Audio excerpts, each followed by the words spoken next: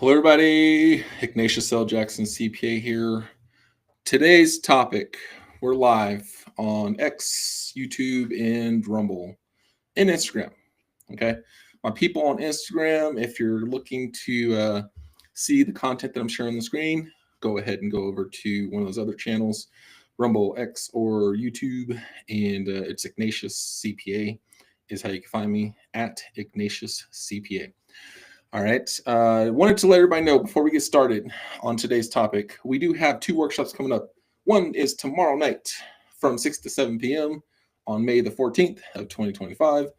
The second part is on May the 28th at 2025 at 6 to 7 p.m. Okay. You can scan the QR codes on the screen there or go to igniteyourtaxes.com to our workshops page. Either way will get you to where you need to go, and you'll be able to sign up for the workshops. These are free financial literacy workshops, good for family, friends. If you got someone who doesn't know anything about finances, that we can just give some basic knowledge and maybe help change their perspective, change their mind a little bit about how to save money and invest and things of that nature. Definitely encourage them to attend that workshop. It's virtual. Don't even have to get out of bed. You can watch it around the dinner table while they're having food, dinner, or just with their family on the TV. So that's a little workshop coming up. Want to let everybody know. Okay, today's topic: the one big beautiful bill. So yesterday we received the text of the one big beautiful bill, the initial version. Let me be very clear. This is an initial version. There's going to be changes. There's going to be new stuff coming out. So everything we're talking about here today is just the initial version of the bill. Inherently, it's naturally going to change. Okay. Again, I'm not going to go through everything. I'm just going to go through some of the key things that I think are important or crucial. Also, I have not, as a disclosure, read the full bill yet. It's 389 pages. I'm not going to read the bill until it gets a little bit more close to final. So what I've done for purposes of going through and doing this presentation here today is I utilize artificial intelligence, AI, which is what we all should do to our benefit, to summarize the bill for me. I will tell you, Grok, Elon, you guys got some work to do with Grok on summarizing PDFs. It did a horrible job. I had to do 4 different queries. It's kept saying that like 300 pages of the PDF were missing, which it clearly was not missing. Okay. And so I was a little disappointed in that, not going to lie.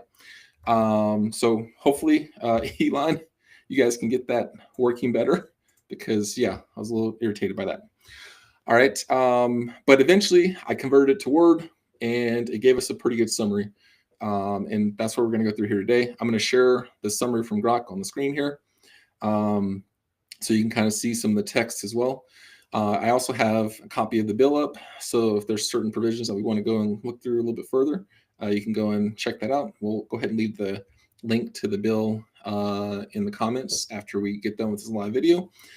So let's get this party started, shall we? All right.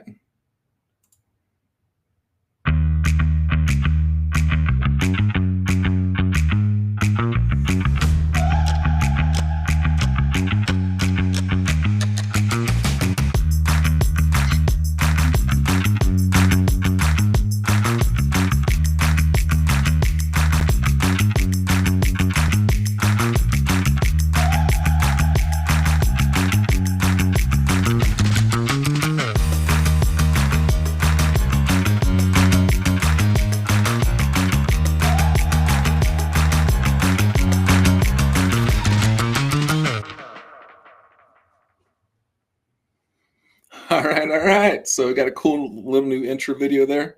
Let me know if you guys like that. Let me know what you think about that cool new intro video. I got a new person helping me out with some of my social media content, doing a great job, I think. So let me know what you guys think. All right, let's dive into the bill. Let's get to the topic of the day.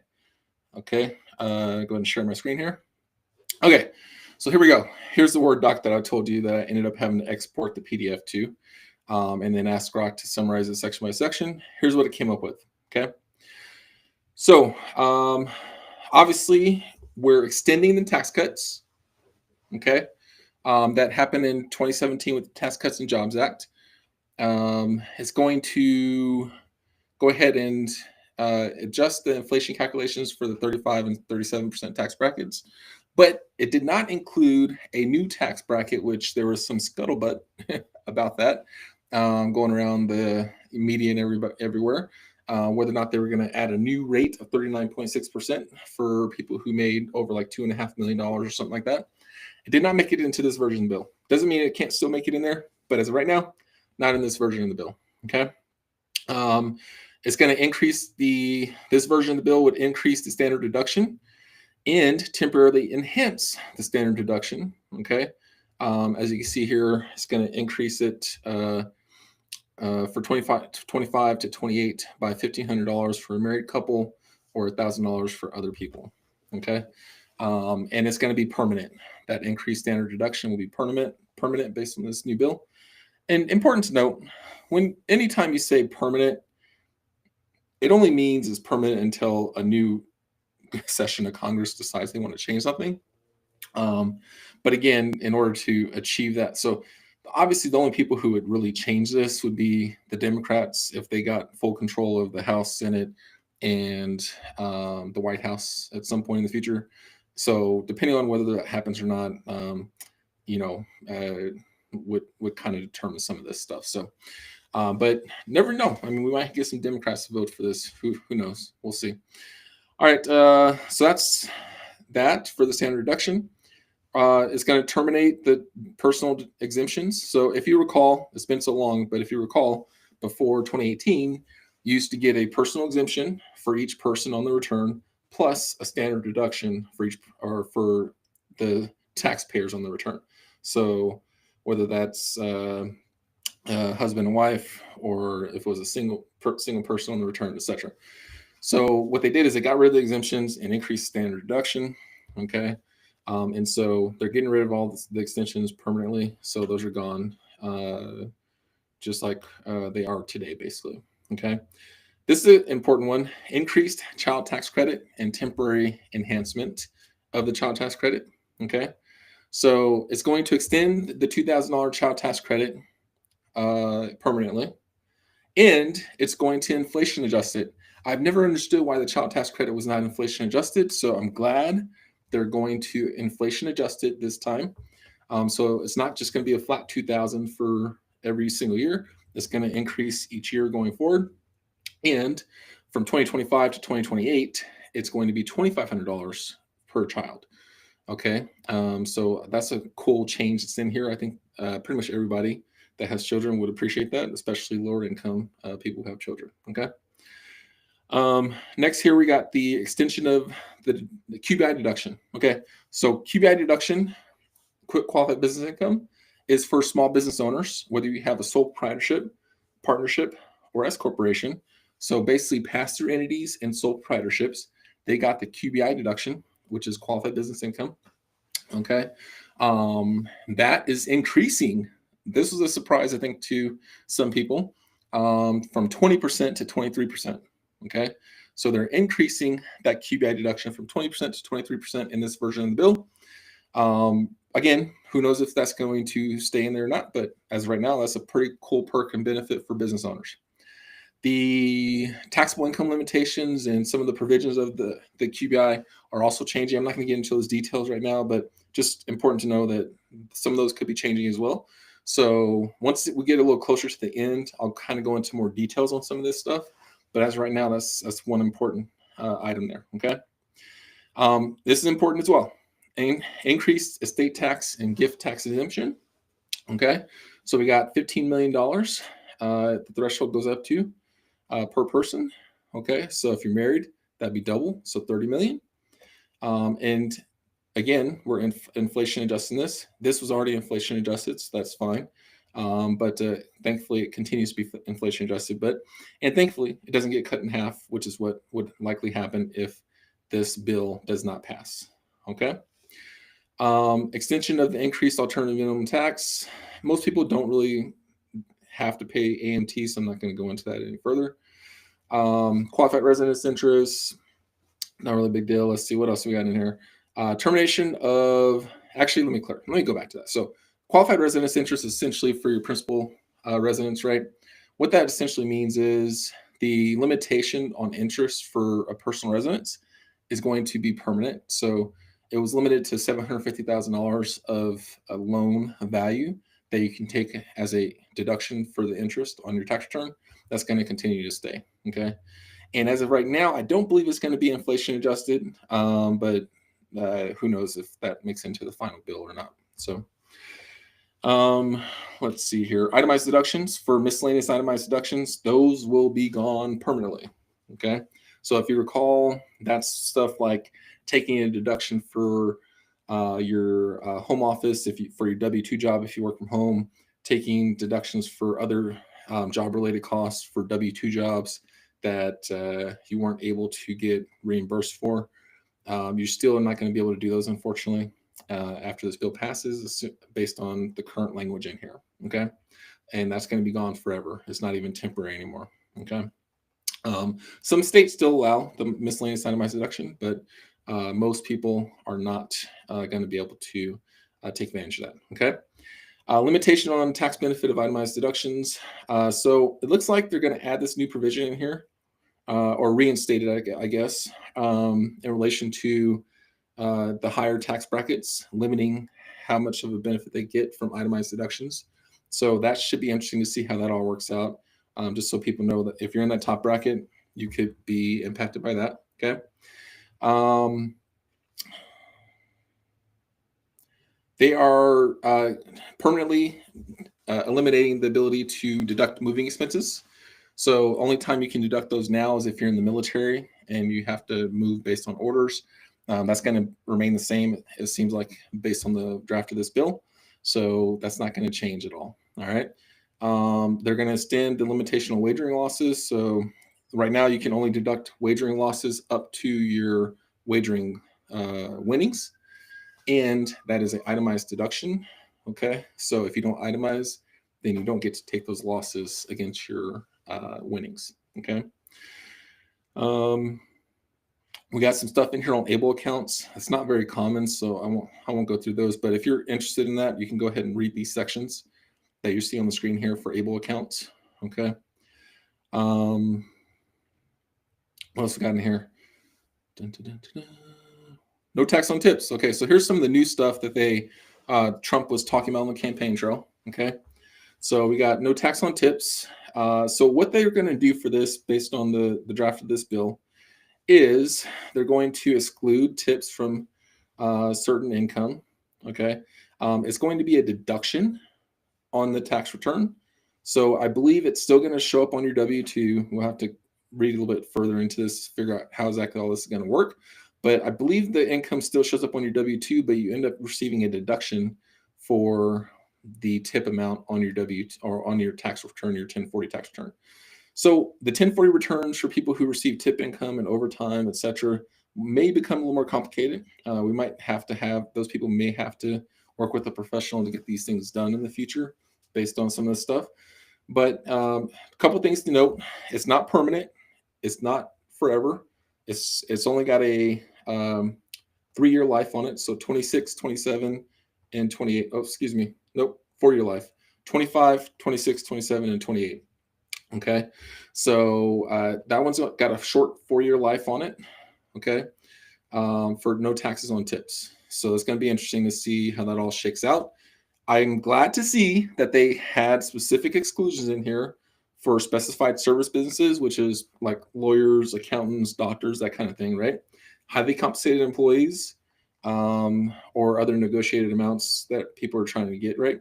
And it has some special provisions in there for certain industries, okay? So I think that was pretty cool on the no taxes on tips.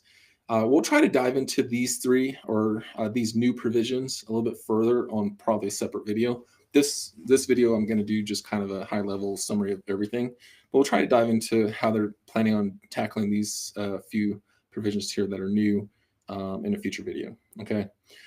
No tax on overtime. This allows a deduction for qualified overtime compensation through 2028. And again, it starts And this is saying it's starting tax years starting in 2025. I don't know if that will survive or not. I think they may actually start this in 26 personally, but as of right now, that's kind of what they're talking about doing there. No taxes on overtime. Again, highly compensated employees are going to be excluded, and certain of the people are going to be excluded from the no taxes overtime. Okay, and so obviously these provisions also require people to have Social Security numbers. So people who are in the country illegally that don't have Social Security numbers wouldn't be able to qualify for this. Okay, but yeah, there you go. There's going to be an enhanced deduction for seniors. This is going to add a $4,000 standard deduction for seniors from 2025 to 2028. Okay, and it gets phased out based on the income of the senior. Okay, so one thing that I didn't see in this new bill so far is not taxing Social Security. So I think this may be a replacement for that, maybe, where they're giving seniors a additional standard deduction. But as of right now, there's nothing in here for no tax on Social Security, which is a little disappointing. I'm not gonna lie. That was the one. These two, no tax on tips, no tax on overtime, I could kind of get on board, but I was a little, I don't know if these make sense as a policy. No tax on Social Security is absolutely something that should have always been the case. It used to not be taxed, if you recall. Then they changed it. I don't know exactly when, at some point, to where it did get taxed. Okay. And it's just been taxed ever since. So you can get taxed on up to 80% of your Social Security as it stands right now. I'd like to see that either reduced substantially or eliminated altogether. I prefer eliminated altogether because you already pay taxes when you put money into Social Security, and Social Security is really just an insurance program anyways. It's not like you have a personal account there, so you have the potential of losing it. So there's all kinds of rationales why I think Social Security should not be taxed. And it's really disappointing that they even started taxing it to begin with, especially with seniors, being typically lower income anyways. I just wish they would have just left Social Security alone. So hopefully that makes it into the final bill, because that's the one that I think makes the most sense in terms of some of the campaign promises that Trump had on the campaign trail. So yeah, hopefully that gets in there. No tax on car loan interest. So that's in here. So that was a more recent one that I think was brought up on the campaign trail. That was like the last one that I think he kind of talked about. But that's made its way in there. Again, this is only for U.S. assembled vehicles. So that's what he specifically said there. And it's only for 2025 to 2028. Okay, and it's up to $10,000 of car loan interest, and it's phased out if your AGI is above 100,000 single or 200,000 joint. Okay, and I guess it excludes certain loans. So there's some details there that we'll probably have to go through, like I said, in a future video. But that's the gist of what we're talking about for no tax on car loan interest. Okay, I don't know. That used to be something that was in our tax code previously, so this is not completely new. This one's not completely new.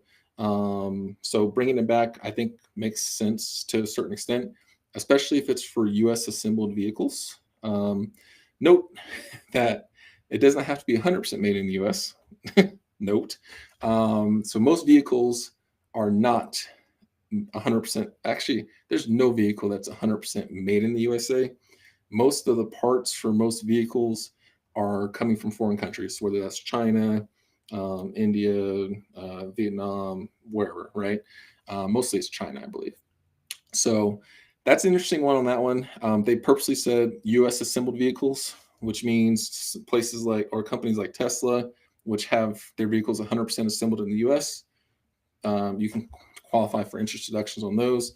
That said, their cars are a little expensive, so maybe the AGI for those people might be a little bit high. So we'll have to see how some of this stuff plays out. Okay. This part I'm a little irritated by. I'm not going to lie, just my personal opinion. I do not want our national debt to go up not one penny more. I think we have a huge debt crisis in this country, but they have in here a public debt limit increase of $4 trillion. I'm hoping this is just giving them some wiggle room, and we don't actually have to use any of this additional debt, but I don't know. So hopefully this one is nixed or significantly reduced in the final version of the bill. But that's in there. Okay. Let's see. So we have certain. So this is if you're a business owner and you took employee retention tax credit funds. So certain promoters, this is going to impose penalties on the ERTC promoters for false statements, requires due diligence, et cetera, et cetera. So it looks like they're trying to get a little stiff on some of these promoters for the ERC credits and some of these other credits. So this should be interesting to see how this shakes out. Earned income tax credit. So if you have people who are lower income that get earned income tax credits, they're going to start changing how you get qualified for that. So it looks like starting in post 2027, so I think maybe starting in 2028, there's going to be a new certification program that gets started to verify that people's children that they're claiming for earned income tax credit are actually their children and qualifying dependents. So that's going to be interesting to see how that all shakes out. That sounds like more work for the IRS instead of less work. So we'll see how that ends up working out for everybody. But that's something that's in there. They're going to terminate the direct file program and replace it. Important to note, replace it, because there's been a lot of stuff on the media about how they want to just get rid of the direct file program. The plan seems, based on this bill, is to replace it with a public-private partnership so that the government doesn't own that program and is not, taking full control over that program. And I actually am a fan of that. I don't think the government should be processing your return for you when they're the interested party in that tax return, because they're not really doing anything to try and save you money on your taxes and make sure you get all your deductions and everything like that.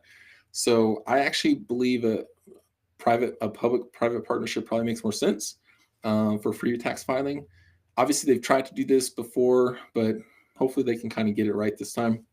But I do think that's probably going to be a better program than having that run by the IRS. Because if you look at the direct file program, it does nothing to try to save you on your taxes. It's just a way for you to input some data and file your return. And for most people, that's probably fine. Okay, don't get me wrong, that's probably fine for most people. But with some of these other deductions and stuff like that that are coming up here, you're going to need to probably work with somebody to make sure you get credit for everything you need to get credit for. So I think creating something like this is probably going to be better in the long run. Okay, so hopefully I think that's a good thing, and hopefully it does make it in the final bill there. What else we got here? Increasing some penalties for unauthorized disclosure of taxpayer information. And this one, oh man, this is interesting. Restriction on the regulation of contingency fees with respect to tax returns. I know there's been a lot of people on tax Twitter going haywire over this one. So contingency fees, if you guys don't realize what those are, it's where certain people were charging a percentage of the refund that you were getting for the employee retention credit, for example. And in some cases they were taking like 10%, 20%, 30%, up to like 30% of the refund. And I mean, if you have $1 million refund on that, that's crazy that you're paying somebody $300,000 to work on your employee retention credit. So, and I've talked about that before, and I wish there was some regulation around that, but it seems like in this bill they're trying to restrict the IRS from doing any additional regulation on that. So we'll see.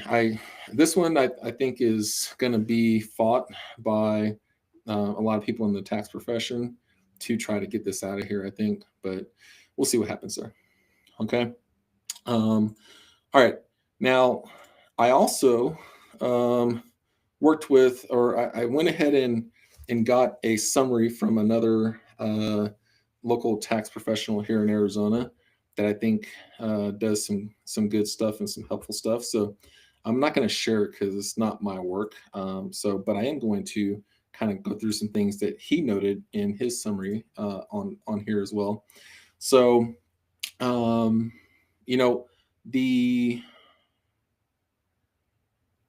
The one thing about the child tax credit that's changing is let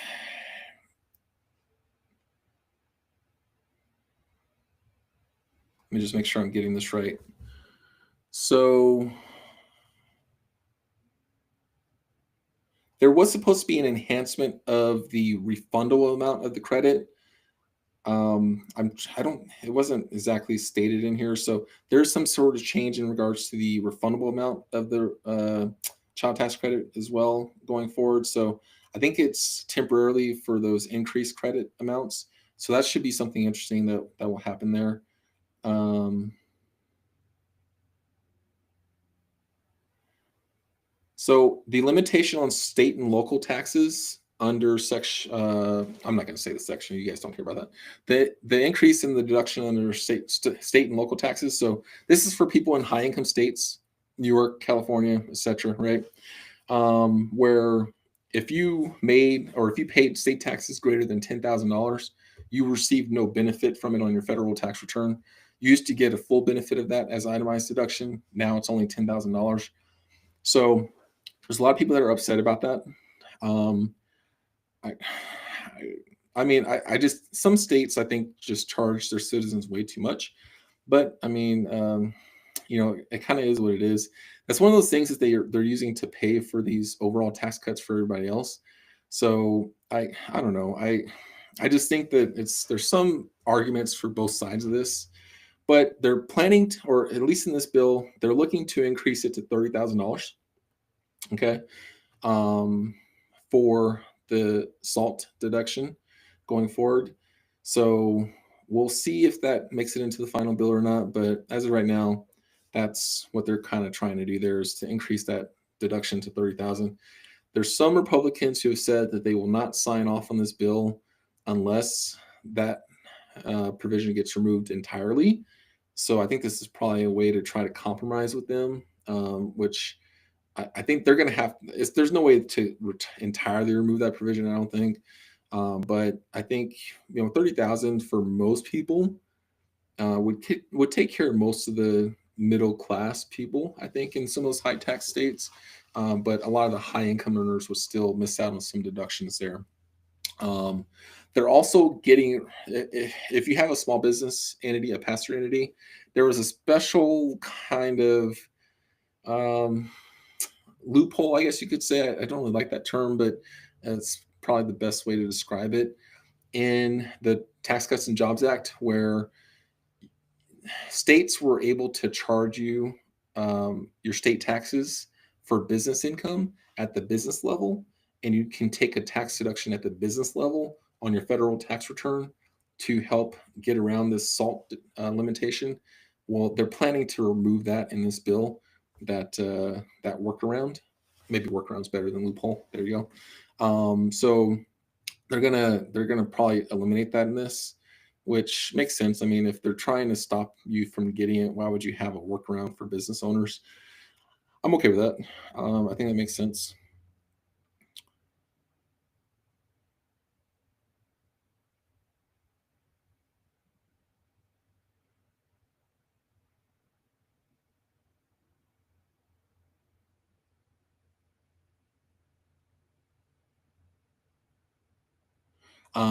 I'm still here. I'm just trying to find anything else that's of interest from this other CPA summary here. Um, So on the qualified vehicle interest, it looks like there's going to be a new reporting requirement for businesses that are receiving interest from individuals. So just like you receive a 1098 mortgage interest form, you'll probably receive something similar from lenders that are loaning money on vehicles going forward. So expect an additional form to kind of come from that. There's a modification to the employer credit for qualified childcare expenditures. Um, so if you didn't know, there are certain credits if you have qualified childcare expenditures that you're paying for as an employer.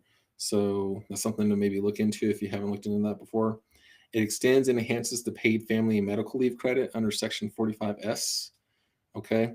It's going to make a portion of the child and dependent care credit refundable, which is kind of cool. Okay. And it looks like up to $5,000, which is even better. So I mean, obviously that's important for people to be able to have childcare, especially if you're lower income. That credit helps out a lot of people who, um, it'd be nice to have that refundable so that you can help out people that are trying to be good stewards of society and working, and maybe they just can't get a job that pays them enough. Which is, I think that makes sense. Like if you're working and trying to make a living and you're just not making enough, I think that's where the government is supposed to step in and kind of help out. And where some of the higher income people, it makes sense for them to help out some of those lower income people in that situation. So I think we're fine there. Um, Creates a new tax credit for contributions of individuals to scholarship granting organizations. That's interesting. So we'll see where that ends up shaking out there. It's oh, this is a cool thing. All right, people are going to hate the term of this, but it establishes a tax exempt MAGA account. Okay, so these are going to be for children. All right, so it's going to be a way to put some money into an account for your children, and if they're below a certain age. And I think the goal of this is to try to test this out to see if this could potentially replace Social Security. If I can think through their thought process here, I think what they're trying to do is say, okay, if we start putting money into these MAGA accounts and letting it grow and invest it, etc., what can end up happening 10, 15, 20 years down the line? Do those kids still need Social Security or not? Maybe we change the Social Security program around to where we're not worrying about it going bankrupt, stuff like that. So I think this is a cool new benefit. I'm gonna have to do some more digging on this and do some more reading on this. I'm gonna definitely talk about this some more on the next video that we go through, because this is a cool new feature that I don't think I've heard anyone talk about, but was kind of a surprise to me in the bill. So it says here the distributions are going to be taxed at net capital gains rates. A tax on the excess contributions is imposed.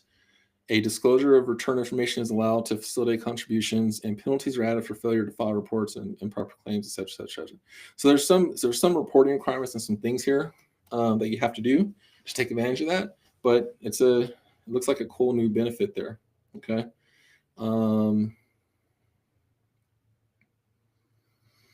They are removing healthcare professionals from the list of specified service trades or businesses for the QBI deduction.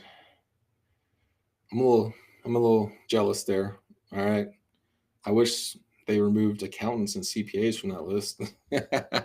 So, oh Lord. Yeah, we got the shaft again. People just hate lawyers and accountants, I tell you. We always get shaft on a lot of this stuff. All right. So healthcare professionals got removed, meaning doctors, nurses, those kind of people that are 1099s. You don't no longer have to worry about the QBI deduction. You making too much money and not qualifying for it. So my doctor clients, it sounds like you're going to be getting QBI no matter what your income is going forward. I mean, they did exempt real estate professionals from this before. So, I mean, I guess what they're trying to say is healthcare professionals are so much needed in the marketplace. They want to make sure they incentivize people to go into the field. I think is what they're trying to do here. But curious to see some of the rationale as far as why they get excluded and all the other specified service trades and businesses are in there. So, but anyways, um,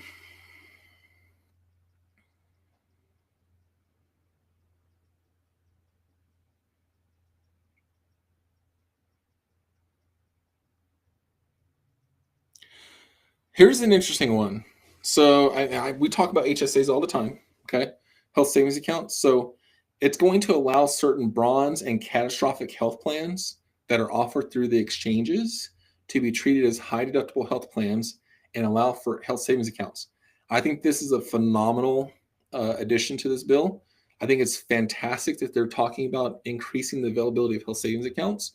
And I'm curious to see where this ends up at, but it'd be great if more plans are eligible for these high deductible health plans and HSA accounts, because they're a great way for people to do some tax strategies and tax saving. So I'm looking forward to seeing where that kind of shakes out there. They're also increasing the contribution limits for HSAs under and provides for an inflation adjustment, which they already do inflation adjust that each year. So I'm not sure if that's new or anything, but it is an increase in the contribution limits for HSAs, which is awesome. So I don't know what that's going to look like exactly, but I look forward to seeing how much that is. Oh, here's an interesting one. So we've talked about the strategy before, where if both spouses are over 55, you have to have separate HSA accounts to do the catch-up contribution for each of you, which is $1,000. Okay, they're getting rid of that dumb rule. I'm so glad they're doing this. It made absolutely zero sense that you had to have separate accounts for both spouses to be eligible for the extra $1,000. So they're doing away with that rule. So now you can make those $2,000 extra contributions, catch-up contributions, in the same HSA account. So if you have a family account that your family uses for everything, it all goes into the same account going forward. I can't see why that wouldn't make it into the final bill. I think that's a great provision. So that's pretty awesome that works out that way.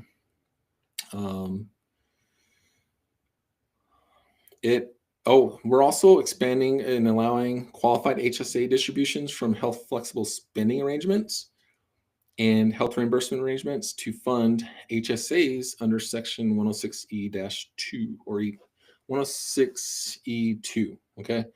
A reporting requirement for this distribution is added to Form W-2. So that's interesting to see how that works out as well, because the ability to fund an HSA from an HRA is, I think, a cool benefit. Anything we can do to get more funds into HSAs, I think, is super awesome. Okay.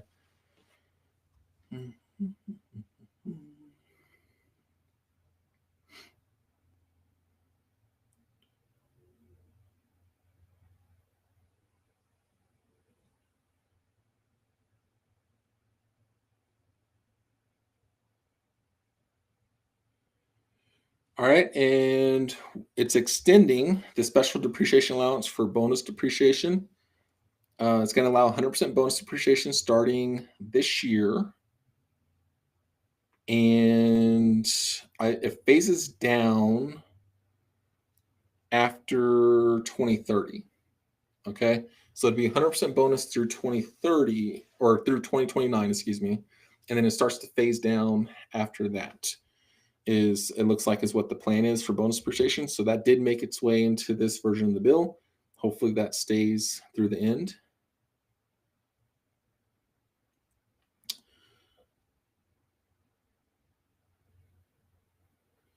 Looks like so there was an issue. I'm not going to get into a lot of details, but if you did R&D expenditures, there was an issue that just was not getting fixed, and people were getting kind of screwed over on it. So they're going to fix that. It appears in this bill, which is good. I think that's going to be helpful for a lot of people. So I'm glad that they're finally going to fix that.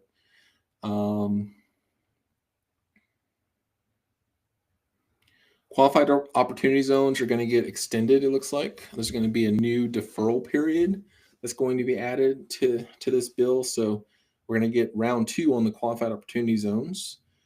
So get ready for that. If you took advantage of the last time, there's going to be another chance for you to take advantage. If you didn't take advantage, then you got another chance to take advantage this time. So get ready for that. This is a great benefit here. They're nixing the 1099K reporting threshold. I don't know why that was changed to begin with. So they're going back to the old way of doing $20,000 in 200 transactions. So they're getting rid of that crap. That was going on with like all the all the various payment sources and stuff like that. So it looks like they're going to get rid of all that, and we're going back to the way it used to be, so that people don't have to worry about, getting a 1099 for paying their, mom's portion of the mom's rent through like Zelle or something like that. It's just crazy. So yeah, it looks like they're getting rid of some of that stuff, which is good.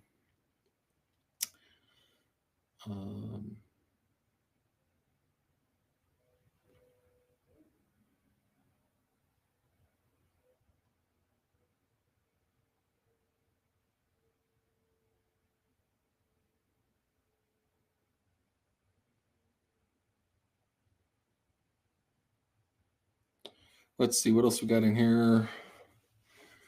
It gets rid of a lot of the green energy credits that were in the American Rescue Plan and the Build Back Better bill and all this other stuff. So it's going to get rid of a lot of that stuff, like the clean vehicle credit, some of the home improvement stuff that's for that. So chances are, if you were planning on doing any of those things, you might have a very short time period to take advantage of it before it goes away. As of right now, I think a lot of those are going to end at the end of this year, but they could make them end sooner depending on if they're trying to pay for some of this other stuff. So it may be a good time to go and get one of those things, but I can't guarantee you're going to still qualify for the credits. So you do it at your own risk at this point.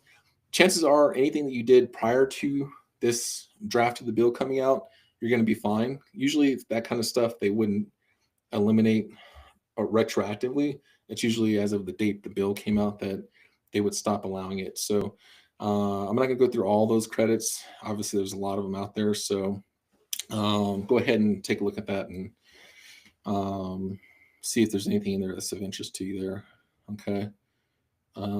It's going to add, I think, some new credits as well for some employer provided stuff to employees. So that should be interesting to see how that all shakes out.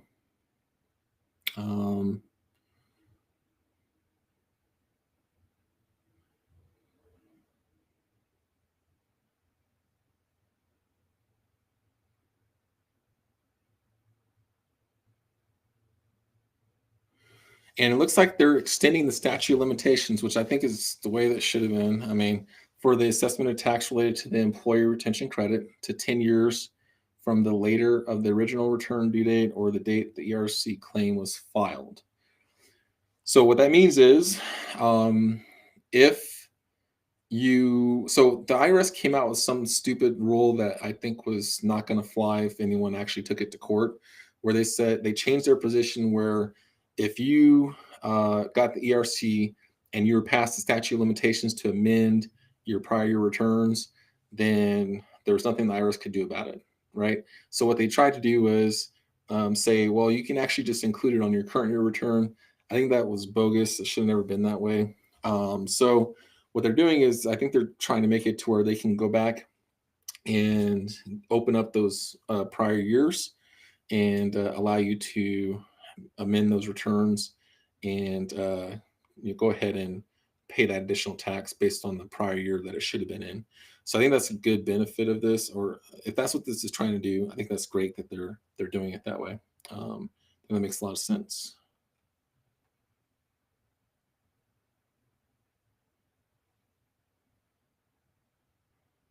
And I think that's really it. Okay. So, all right. So this was a little bit longer than I thought, but there was a lot of stuff in there. I just wanted to make sure we went through some of the key things for people to kind of know and understand. If you have any other questions or thoughts or comments or anything like that, feel free to leave them. I'll try to answer them if I can. If you have a specific question about a specific provision that we talked about, feel free to drop it in the comments. We'll try to respond if we can. And we can go a little bit deeper. If you want to see me go deeper on any of these provisions, go ahead and mention which ones in the comments, and we'll go ahead and in our secondary video that we dive a little bit deeper on this, we'll go ahead and go a little bit deeper into those. And once they send out a second version of the bill, we'll try to update on some of the changes that happened from this version, and just so you can kind of understand like what's the new version looking like.